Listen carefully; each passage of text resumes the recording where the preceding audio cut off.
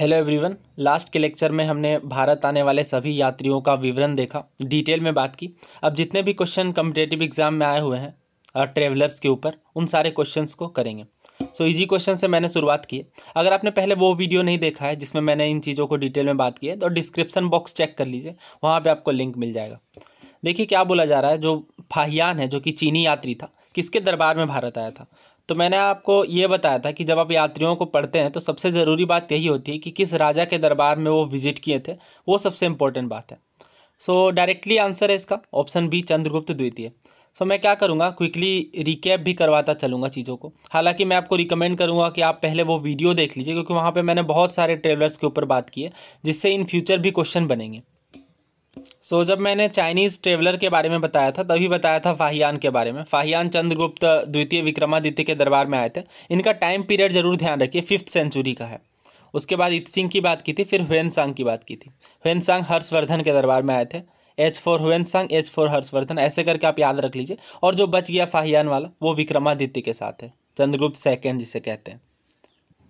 इस क्वेश्चन का आंसर तो हमने देख लिया, option number B, Chandragupta second. Now next question देखते हैं। फॉरेन ट्रेवलर इब्न बतूता जो कि भारत आए थे मिडिवल इंडिया में, किस देश से आए थे? फ्रांस, मंगोलिया, मोरक्को या उज्बेकिस्तान। अगेन इब्न बतूता पर मैंने काफ़ी डिटेल में बात की थी कि इब्न बतूता ने रिहला किताब लिखी है, जो कि अरबी भाषा की है। 14th सेंचुरी के थे ये, मोरक्को से आए थे। उसके बाद इनका जन्म भी मैंने बताया। और मोहम्मद बिन तुगलक ने किस तरह से अपॉइंट किया दिल्ली का काजी। उसके बाद एनवॉय भी बनाया चाइना प्रोसीड करने के लिए, राइट। तो इब्न बतूता कहाँ से फिर आए थे? मोरक्को से। इसका आंसर फिर क्या बन गया? Option number 3, Morocco. Now next question देखते हैं। Which Chinese traveller in ancient India wrote the diary called records of the travel to the middle India. देखिए ये क्वेश्चन एनडीए 2022 का है, यानी इसी साल का पूछा हुआ है। इसका आंसर फिर अगर आप ध्यान से देखेंगे तो सारे चाइनीज़ नाम ही दे दिए इसने, लेकिन इसका करेक्ट आंसर जुआनजांग। जुआनजांग कौन थे? जुआनजांग नाम था फाहियान का, ये आप देख लीजिए, जुआनजांग। यहाँ पे एक छोटी सी एरर थी, इसे मैंने रेक्टिफाई कर दिया है। ह्वेनसांग का नाम जुआनजांग था। ये थोड़ी प्रोनाउंसिएशन भी आप देख सकते हैं, चाइनीज़ है इसलिए ह्वेनसांग को जुआनजांग, इस तरह से आप याद रख सकते हैं। हर्षवर्धन के दरबार में आए थे और इन्होंने ही बुक लिखी थी CU की, जो कि माना जाता है कि मिडिवल इंडिया और भारत के ट्रेवलर से रिलेटेड इनकी बुक थी। अच्छा, ह्वेनसांग से रिलेटेड एक छोटी सी स्टोरी है जो मुझे ध्यान में आ रही है। ह्वेनसांग जब भारत आए थे तो बुद्धिस्ट आइडियाज़ को मेनली पढ़ने आए थे। नालंदा विश्वविद्यालय में इन्होंने पढ़ाई भी की। अब जब ये भारत से, जैसे ये वाला भारत का पोर्शन है, भारत से ये बंगाल की खाड़ी से होकर के जा रहे थे, तो उस टाइम पे तूफान आया इनके साथ। और फिर माना जाता है कि उस तूफान में इन्हें 2 ऑप्शन थे इनके पास, या तो वो अपने सारे सामान को फेंक दे या फिर इनकी कश्ती डूब जाती। तो इन्होंने सोचा कि सारे सामान को फेंक दूंगा, बट ये जो मैंने यहाँ से बुक्स लेकर के जा रहा हूँ, बुद्धिस्ट बुक, वो बुद्धिस्ट जो विचार है वो चाइना तक भी पहुँचने चाहिए, और चाइना के लोगों को भी भारत के दर्शन के बारे में पता चलना चाहिए। इसलिए इन्होंने अपनी सारी बिलोंगिंग, सारी सामान को तो गिरा दिया, बट बुक को साथ रहने दिया। इन्होंने यहाँ तक भी कहा कि अगर मेरी जान भी चली जाए तो इट्स ओके, बट मैं बुक्स को खोने नहीं दूंगा। ये स्टोरी थी ह्वेनसांग की। नाउ क्वेश्चन की ओर फिर से देखते हैं। हमने देख लिया, फिर इसका आंसर क्या बना? Option B, Xuanzang. Next question देखते हैं। नेक्स्ट क्वेश्चन बोला जा रहा है मेगास्थनीज किसके एम्बेसडर थे? तो मेगास्थनीज किसके एम्बेसडर थे बताइए? सेल्यूकस निकेटर के। ये बात आप नोट कर लीजिए, सेल्यूकस निकेटर के थे। और किसके दरबार में आए थे मेगास्थनीज? देखिए मेगास्थनीज काफ़ी फर्स्ट यात्री आप मान सकते हैं भारत के। मेगास्थनीज ग्रीक थे और टाइम पीरियड आप ध्यान दीजिए, 3rd सेंचुरी BCE की बात है। चंद्रगुप्त मौर्य के दरबार में आए थे और मेगास्थनीज ने चंद्रगुप्त मौर्य को सेंड्रोकोटस भी कहा था। ये सारे एडिशनल पॉइंट भी आप ध्यान में रख सकते हैं। इनकी बुक का नाम इंडिका था, ये तो आपको याद रखना ही पड़ेगा क्योंकि ये काफ़ी इंपॉर्टेंट पॉइंट है। इसका आंसर फिर क्या हो गया? Option A, Seleucus. Next question देखते हैं। नेक्स्ट क्वेश्चन आपको बोला गया, ट्रेवलर्स का नाम दे दिया गया और बोला गया वो किस देश से बिलोंग करते हैं। इब्न बतूता मोरक्को से आए थे क्या? बारबोजा पोर्टुगीज थे। जेन बैप्टिस्टे टेवर्नियर, क्या ये डच थे? जब मैंने जेन बैप्टिस्टे टेवर्नियर की बात की तो कहा था नाम भी फ्रेंच लग रहा है और ये फ्रांस से है, तो ये गलत बन जाता है क्योंकि हमसे नॉट करेक्टली मैच पूछा गया था। मनुची वेनेटियन थे, यानी इटली से आए थे। बाकी के तीनों जो है वो सही है, तो ऑप्शन सी इसका करेक्ट है, क्योंकि ये गलत है। जेन बैप्टिस्टे टेवर्नियर डच ना होकर के फ्रेंच है। नेक्स्ट क्वेश्चन सीडीएस का पूछा हुआ है, बोला जा रहा है Ibn Battuta went to China as the envoy of which of the following Delhi sultans. तो इब्न बतूता किसके एनवॉय बन के, किसके एम्बेसडर बन के गए थे? मोहम्मद बिन तुगलक के। मैंने आपको स्टोरी भी बताई थी कि इब्न बतूता और मोहम्मद बिन तुगलक के बीच थोड़ी मिसअंडरस्टैंडिंग हुई थी, बट बाद में ये जब सॉर्ट आउट हुई तो मोहम्मद बिन तुगलक ने एज एन एनवॉय भी चाइना भेजा इब्न बतूता को। नेक्स्ट क्वेश्चन बोला जा रहा है रशियन मर्चेंट जो निकिटिन थे वो साउथ इंडिया को किस सेंचुरी में विजिट किए थे? सो यहाँ पे अगर आप मेडिवल इंडिया की जो सतीश चंद्रा वाली बुक आती है वहाँ पे देखेंगे तो लिखा हुआ है 16th century traveller Nikitin says. थोड़े लैंड वगैरह की बात की जा रही थी, the land is overstocked with people, मतलब इनकी जो बातें हैं वो बताई जा रही थी। बट अगर आप न्यू एनसीईआरटी 12th क्लास की जो थीम्स वाली आती है वहाँ देखेंगे तो लिखा हुआ है 15th सेंचुरी के अंदर थीम्स वाली जो बुक है 15th सेंचुरी में 1466 से 72 तक भारत में अल्फोंजी निकिटिन जो कि रसिया से यात्री आए थे, उन्होंने 1466 से 72 तक भारत में अपना समय व्यतीत किया। तो ज़्यादा प्रोबेबल आंसर है 15th सेंचुरी, वो may be by mistake print out हुआ होगा, क्योंकि आप इंटरनेट में भी देखेंगे तो 15th सेंचुरी ही इसका आंसर निकल करके आएगा। सो ये 15th सेंचुरी के यात्री थे। उसके अलावा आप ये भी सोच सकते हैं कि यहाँ पे पूछा जा रहा है कि विजिट कब किए थे, ना कि ये पूछा जा रहा है कि उनका टाइम पीरियड क्या था, लाइफ स्पेन क्या था। ओके, सो इसलिए कंफर्म आंसर बनता है option B 15th century. Next question देखिए, अल बरूनी की किताब उल हिंद किस भाषा में लिखी गई थी? अरेबिक में, अरबी भाषा में, ना कि फ़ारसी, उर्दू और टर्किश में। ये मैंने आपको बोला था, इंपॉर्टेंट बात है ये कि अल बरूनी की किताब उल हिंद अरबी भाषा में लिखी गई थी। और एक कौन सी किताब अरबी भाषा में लिखी गई थी वो बताइए, उसके लेखक इब्न बतूता है। नेक्स्ट क्वेश्चन देखिए, फ्रांसियस बर्नियर किसके फिजिशियन थे? सो बर्नियर पर तो हमने काफ़ी डिटेल में बात की थी। फ्रेंच थे, फ्रांस से आए थे, डॉक्टर थे पेशे से, और बहुत सारी चीज़ें इनके साथ जुड़ी हुई थी। ये फिजिशियन थे दारा सिको के, शाहजहाँ के बेटे हैं दारा सिको। अपना काम इन्होंने लुइस 16 को डेडिकेट किया। इंडियन सोसाइटी को फ्रेंच के साथ कंपेयर किया। मुग़ल रूलर को काफ़ी ज़्यादा क्रिटिसाइज़ भी किया है इन्होंने। और इनकी सबसे जो इम्पोर्टेंट बात मैंने बताई थी, इनके quote, between the poorest of the poor and richest of the rich there was no social group और क्लास। सो सीडीएस के इस क्वेश्चन को आंसर कीजिए फिर, बर्नियर किसके फिजिशियन थे? दारा सिको के, ऑप्शन डी। अच्छा, आपको एक क्वेश्चन का आंसर करना है, दारा सिको और औरंगजेब के बीच कौन से दो युद्ध हुए थे, उन दो वॉर का नाम बताइए। नाउ नेक्स्ट क्वेश्चन देखिए, बोला जा रहा है डोमिंगो पेयस जो कि मेडिवल ट्रेवलर थे, किस सिटी को डिस्क्राइब किया है उन्होंने? ऑप्शन है हमारे पास मडुरई, विजयनगर, अरिकामेडु और जिंजी। सो इसका आंसर क्या है फिर? Option B, Vijayanagar. मैंने आपको एक बात और बताई थी कि जितने भी मेडिवल ट्रेवलर हैं उनका टाइम पीरियड से आप ध्यान रख सकते हैं कि किस साउथ इंडियन किंगडम को उन्होंने विजिट किया होगा।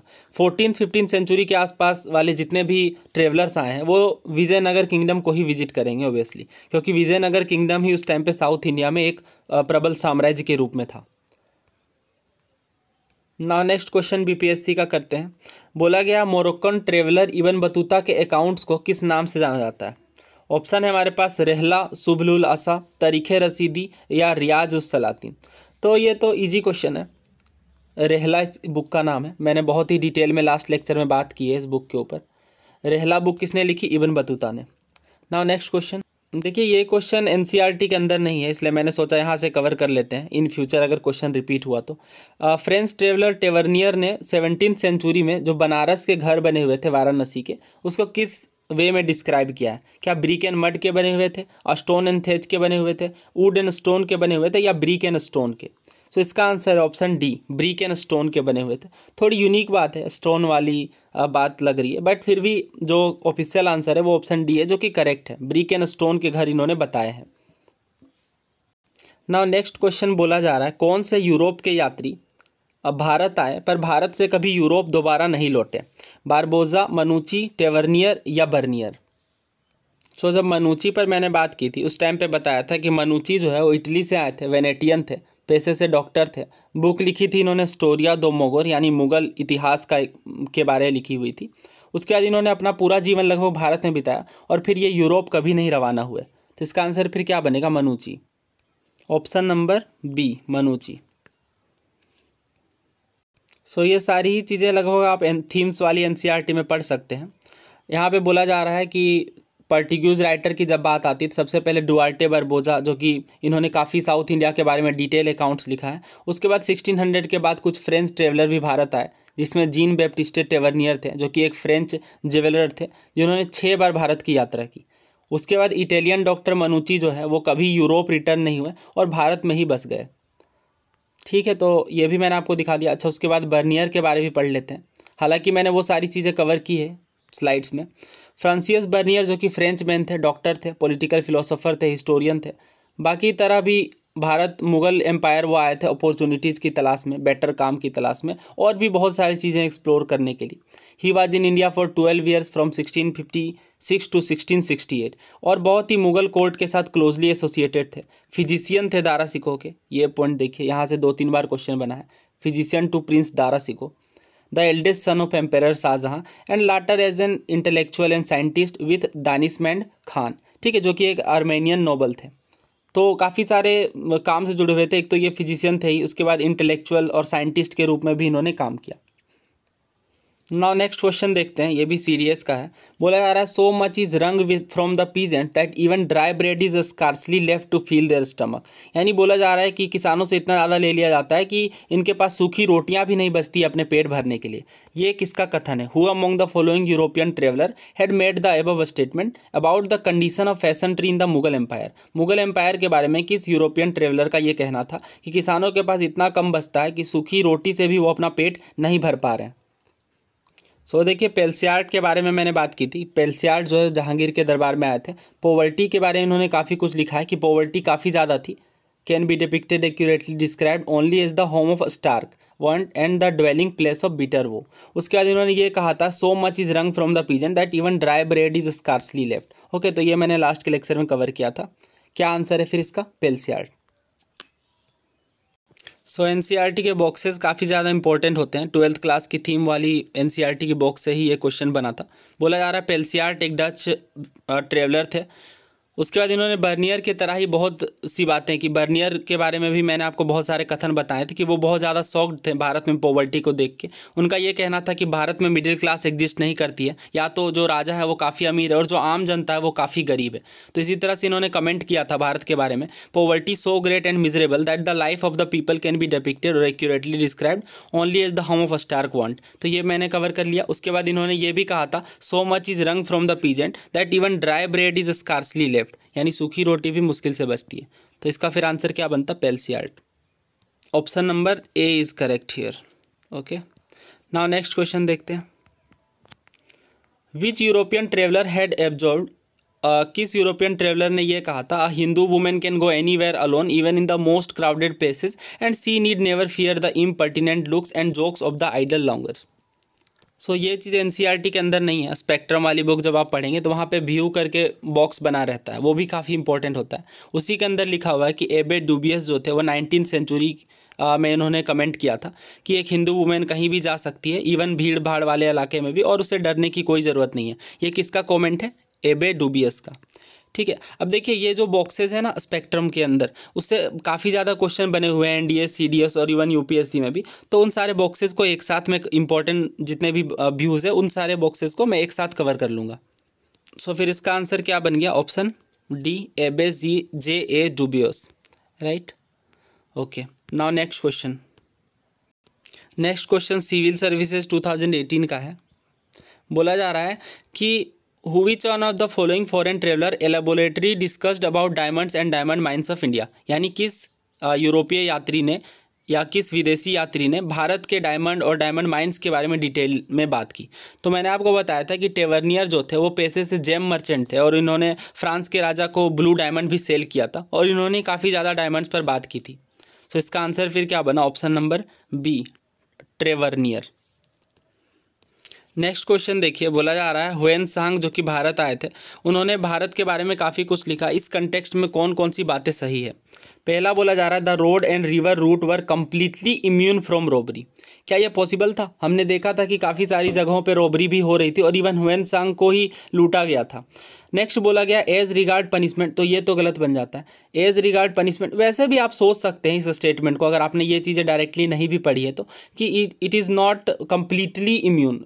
कोई भी ऐसी रोड नहीं होगी मतलब उस टाइम पे, क्योंकि ये काफ़ी पहले की बात है। मेगास्थनीज का टाइम पीरियड तो आपको पता ही होगा, ह्वेनसांग का टाइम पीरियड जो आपको पता होगा हर्षवर्धन के टाइम पे आए थे, जो कि 7th सेंचुरी थी। तो उस टाइम पे ऐसा कंप्लीटली इम्यून तो देखने को नहीं मिल सकता था। तो जनरल स्टेटमेंट है, आप इसे डिसरिगार्ड कर सकते थे। नेक्स्ट बोला जा रहा है एज रिगार्ड पनिशमेंट की जब बात की जाती है तो fire, water and poison were the instrument. बहुत सारे इंस्ट्रूमेंट से पता किया जाता था कि वाकई में वो उसने चोरी की है या ऑफेंस किया है या नहीं। नेक्स्ट बोला जा रहा है जो ट्रेडमैन्स है had to pay duties at ferries and barrier station, यानी ट्रेडमैन्स को कुछ ड्यूटीज़ भी देनी पड़ती थी। सो अगर आप सिर्फ वन को ही एलिमिनेट करेंगे, जो कि कम्प्लीटली इम्यून फ्रॉम रॉबरी ऐसा नहीं है, क्योंकि ह्वेनसांग को ही लूटा गया था तो उसने ऐसा नहीं लिखा है। सो ऑप्शन बी यहाँ पे करेक्ट बन जाता। सो ये यूपीएससी का पूछा हुआ क्वेश्चन है 2013 का। नेक्स्ट क्वेश्चन देखते हैं। बोला जा रहा है फ्रांसिस बर्नियर किसके फिजिशियन थे। देखिए ये क्वेश्चन दोबारा रिपीट हुआ है। किसके फिजिशियन थे बताइए? दारा सिकोह के। दारा सिकोह कौन थे? दारा सिकोह शाहजहाँ के बड़े बेटे का नाम था। अच्छा, आपको ये बताना है कि दारा सिकोह ने उपनिषदों का अनुवाद किस नाम से करवाया। ठीक है, उपनिषद का ट्रांसलेशन के बाद नाम क्या रखा उसका। नेक्स्ट क्वेश्चन बोला जा रहा है कि कौन से जो यात्री है वो जहांगीर के टाइम पे भारत विजिट किए थे। फादर एंथनी मोंजेरेट, फ्रांसिस्को पेल्सियार्ट, निकोले मनुची या बर्नियर। सो ये देखिए एनसीईआरटी वाली ही बुक है। एंटेनियो मोंसेरेट जो है वो 1536 से 1600 उनका लाइफ स्पेन है, यानी ये आप देख सकते हैं अकबर का टाइम पीरियड था, क्योंकि अकबर का जो जन्म है वो 1542 में, राइट, और 1605 में डेथ हुआ था। तो ये वाला टाइम पीरियड है।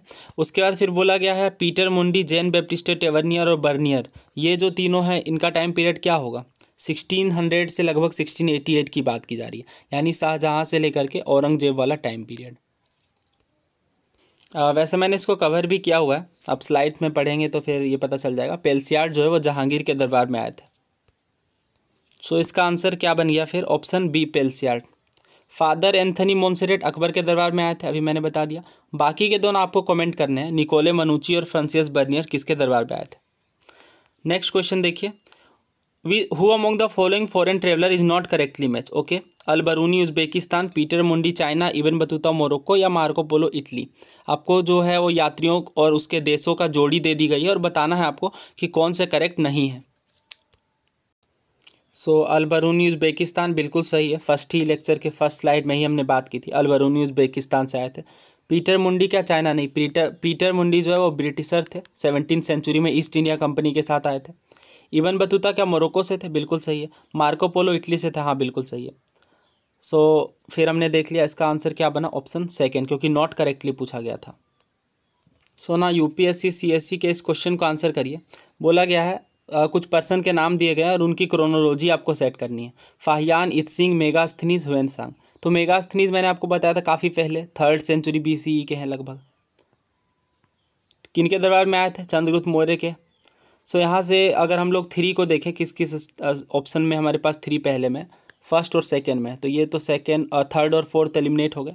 नेक्स्ट देखिए, यानी उसके बाद फाहियान ही आएगा, और वैसे भी फाहियान 5th सेंचुरी के थे, ये हमने देखा हुआ है। उसके बाद ह्वेनसांग या इत्सिंग, तो मैंने आपको बताया था कि ह्वेनसांग से लगभग 30-40 सालों बाद इत्सिंग आए थे, यानी फिर ऑप्शन क्या बना? Option number B, 3142। सो यात्रियों से इतने ही क्वेश्चन आए थे जो रेलेवेंट लगे, और बाकी सारे क्वेश्चन हमने कवर कर लिए हैं। नाउ आपको 1-2 क्वेश्चन का आंसर करना है। सबसे पहले इस क्वेश्चन को आंसर करिए, ये एनडीए का पूछा हुआ क्वेश्चन है। परमानेंट सेटलमेंट के क्या कंसिक्वेंस निकल करके आए? ऑप्शन पढ़ लीजिए। The zamindar invested capital in enterprise to improve along lines of British yeoman farmer. A group of rich peasants known as jotedar succeeded in consolidating their position in villages. यानी काफ़ी जो रिच पीजेंट है, जोटेदार, वो सक्सीड कर गए अपना जो जगह है उसे गाँव में कब्जा करने में। नेक्स्ट बोला गया है the ryots prospered as a result of fixed revenue levy imposed on them. और चौथा बोला गया the system of collected introduced by the company for exercising control on zamindars failed. तो ये बहुत ही छोटी सी टॉपिक थी जिसे मैंने कवर नहीं किया, तो आइए इसे पहले देख लेते हैं। ये जमींदारी सिस्टम वाली जो मेरी वीडियो है वो उसी का ये पार्ट था। ये बोला जा रहा है कि 18th सेंचुरी में बहुत सारे ज़मींदारों को जब परेशानियां हो रही थी, उसी टाइम पे काफ़ी सारे जो रीच पीजेंट्स है वो कंसोलिडेट करने में अपना पोजीशन, अपनी जो एरिया है उसे लेने में कामयाब रहे। By the early 19th century jotedar had acquired vast areas of land, बहुत सारे लैंड एरिया को उन्होंने लिया। उसके बाद sometime as much as several thousand एकड़, कभी कभी तो हज़ारों एकड़ जैसा। दे कंट्रोल लोकल ट्रेड, उन्होंने लोकल व्यापार को भी कंट्रोल किया। Money lending, immense power over the poorer cultivator, बहुत सारी चीज़ों के थ्रू पावर को जो है वो अपना ऑक्यूपाई कर लिया। तो यही था जोटेदार के बारे में। जोटेदार थे कौन, मैंने आपको बता दिया, रीच पीजेंट्स होते। और यहाँ तक ये भी बोला जा रहा है कि जब क्रॉप फेल करता था स्मॉल रेयर्ड्स के, तो रेयर्ड्स जो किसान होते थे वो बेचते थे, तो जोटेदार ही अमोंग द परचेजर, यानी खरीदने वालों में जोटेदार ही सबसे आगे रहते थे। जोटेदार एक्चुअली किसानों का ही ग्रुप होता था, किसान ही होते थे, बट काफ़ी ज़्यादा एरिया जब उन्हें मिल जाता था, काफ़ी ज़्यादा उनके पीजेंट्री हो जाती थी, तो वो ज़मींदार की बातें भी नहीं मानते थे। आप देख सकते हैं, zamindar have no power over them, zamindar उन पर कोई कंट्रोल नहीं कर पाते थे, वो अपने अकॉर्डिंग चलते थे। तो जोटेदार एक रीच पीजेंट्स थे। ये काफ़ी अच्छा चार्ट है एनसीईआरटी के अंदर, इससे भी आप समझ सकते हैं। ज़मींदार ने बहुत सारे विलेजेस को कंट्रोल किया, अंडर रेवट के ऊपर रेवट होता था, फिर ज़मींदार, और सभी चीज़ों को कंट्रोल करती थी of course East India company. Jotedar और ज़मींदार के बीच कोई खास कनेक्शन था नहीं। रीच रेवट होता था, यानी एक ऐसा किसान जो काफ़ी ज़्यादा धनी बन गया, वो जोटेदार कहलाता था। हज़ारों एकड़ ज़मीनें होती थी इनके पास, और मनी लेंडर भी ये होते थे, और व्यापार को भी कंट्रोल करते थे। और इवन जब रेवत की फसलें कभी कभी बिकती थी क्रॉप फेल्योर होने के बाद, तो जोटेदार ही परचेजर होते थे, यानी ज़मींदार का जरा भी इन्फ्लुएंस, जरा भी कंट्रोल नहीं होता था जोटेदार के ऊपर। बेसिकली रेवत की ही ऊपर अपर क्लास जोटेदार मानी जाती थी। ईच विलेज रेवट बिग और small paid rent to the zamindar, जितने भी रेवट होते थे वो ज़मींदार को देते थे। Jotedar gave out loan to other ryot and sold their produce. अब जोटेदार इतने ज़्यादा पावरफुल होते थे कि दूसरे किसानों को लोन प्रोवाइड करते थे और अपना प्रोड्यूस बेचते थे। ना परमानेंट सेटलमेंट के क्या कंसिक्वेंस निकल कर क्या है कि ग्रुप ऑफ रीच पीजेंट, यानी कुछ धनी किसानों का जो ग्रुप है जोटेदार, वो सक्सीड हुआ अपना पोजीशन कंसोलिडेट करने में। ना एक क्वेश्चन और था परमानेंट सेटलमेंट के ऊपर, ये क्वेश्चन आप देख लीजिए, आपको ये आंसर करना है। ये CAPF का पूछा हुआ क्वेश्चन है, इसकी आप स्क्रीनशॉट भी ले लीजिए। काफ़ी इजी क्वेश्चन है अगर आपने मेरे पुराने लेक्चर, चारों लेक्चर कवर किए हैं तो। ना यहाँ से हमने ये टॉपिक भी खत्म कर लिया। यात्रियों के ऊपर जितने भी क्वेश्चन बने थे, जितने भी टॉपिक आए थे, वो सारे हमने डिटेल में कवर किए हैं। अगर कोई भी क्वेश्चन इन यात्रियों के ऊपर बनेगा तो इन्हीं चीज़ों पे बनेगा कि वो किस दरबार में आए थे या उनके द्वारा लिखे गए बुक्स कौन से थे। ना अगर आपको ये लेक्चर पसंद आया तो प्लीज़ चैनल को सब्सक्राइब कर लीजिए, वीडियो को लाइक कर दीजिए। Thank you so much.